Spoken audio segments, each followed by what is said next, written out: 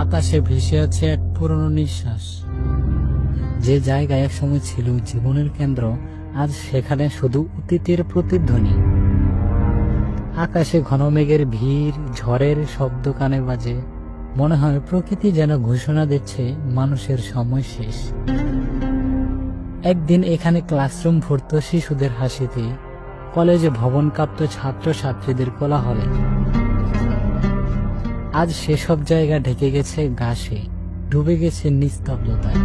Railway স্টেশনের যে train এক সময় মানুষ বহন করত, আজ সেখানে পড়ে আছে ভাঙা রেল লাইন, লতা পাতার বাঁধনে বন্দি।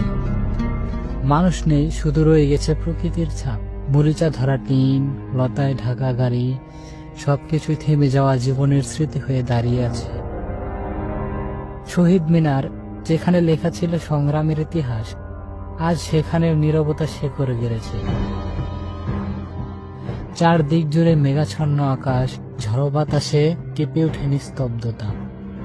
প্রকৃতি ধীরে ধীরে ফিরে নিচ্ছে তার রাজ্য। গাছপালা ডেকে দিচ্ছে রাস্তাকে, সময় গিলে খাচ্ছে প্রতিটি স্মৃতি। মানুষ নেই, আছে শুধু নীরবতা আর অতীতের ছায়া।